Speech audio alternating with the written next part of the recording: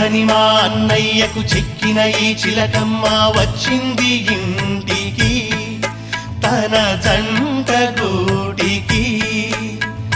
చిరునవ్వే సిరులంటూ సుగుణాలే నగలంటూ నిలుచుంది వాకిట ఈ మందార మాలిక. సిరి వెన్నెలంటి చెలిమిని మాకు పంచగా నెలవంక ఇలకు చేన చిన్నవదినగా. పొంగే ఆనందం తెచ్చే సంతోషం మాలో గిలిందెనే.